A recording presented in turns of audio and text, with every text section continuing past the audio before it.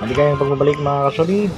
Deontay Wilder muling nagpasiklab. Gibbon sa Turkey Alalshik nagkasundo na. Inoue sumagot naman sa hamon ni Casimiro. Tuloy ang laban itong si Alaz ngayong taong 2025. Fight done deal na ngayong buwan ng December.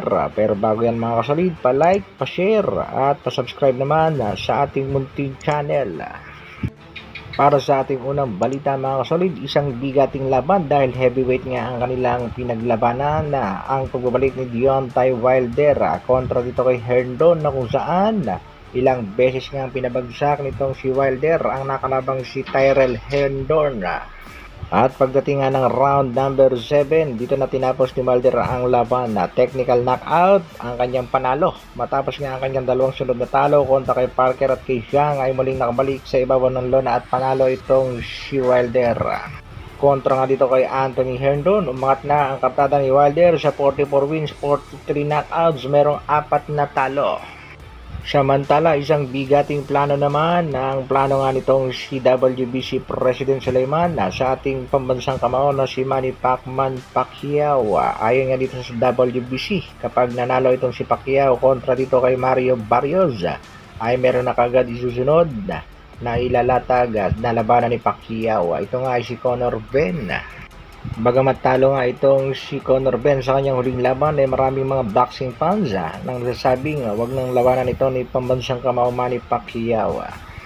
Pero ayon nga sa WBC, ito ang next in line sa ating pambansang kamao si Manny Pacquiao after nga ng laban ito kay Mario Barrios. Pero ayon naman sa naging pahayag ng dating nakalaban ni Pacquiao na si Yordenis Ugas, ito nga ang tumalo kay Pacquiao bago magretiro.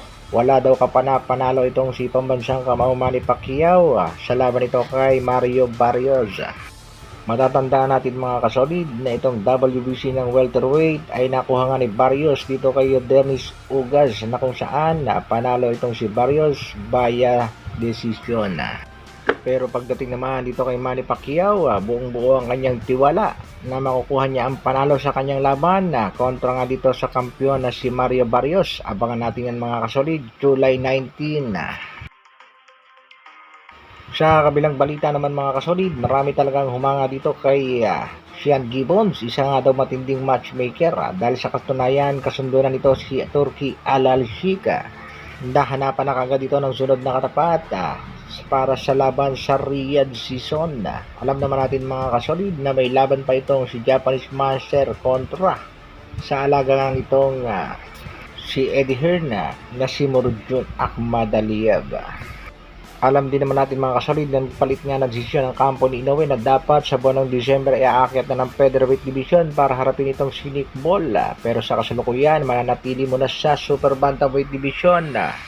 At prior nga sa isang mega fight showdown sa taong 2026 kontra sa kanyang kababayang si Jundo Nakatani. Ngayong taon ay dalawang laban sa September kontra Akhmadaliev. At pagdating naman ng buwan ng December, aprobado na rin ang laban ng The Monster kontra dito kay David Picasso. Isa ring undefeated boxer at matindi nga itong si Sean Gibbons dahil alaga na naman niya ang sasabak sa Japanese Master na si Naoya Inoue. Ito nga ay ang bago niyang alagang si David Picasso. Wala talagang imposible kapag itong si Gibbons ang nagkasa at nagmatchmaker ng laban. Siya patuloy namang paghahamon ng kampo nitong si Cuadralas Janel Casimiro. Dito nga siya tinaguriang Japanese Master na si Naoya Inoue. Nagbigay na nga ng pahayag at sumagot na ang Japanese Master. I have no interest in anything related to Casimiro anymore. It's better to ignore him and not fight him at all. Alam naman natin na wala talagang balak lumaban itong si Inoue kay Casimiro dahil nag-aalanganin. At sa December nga, ang mga kalaban ni Inoue ay itong si David Picasso targeted to headline Japan, Mexico versus Japan, December 27 in Riyadh. At sa latest update and info nga ng Team Casimiro, tuloy na tuloy ang laban nitong si Cuadralas Janel Casimiro ngayong taong 2025. Yan ang ating aabangan. Sinasabi na rin meron ng promoter ang ating pambatong si Angas ng Pinas at isa rin yan sa ating mga aabangan mga kasolid.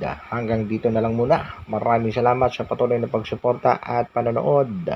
Pa-like, pa-share at pa-subscribe naman sa ating channel. Mabuhay! Barra!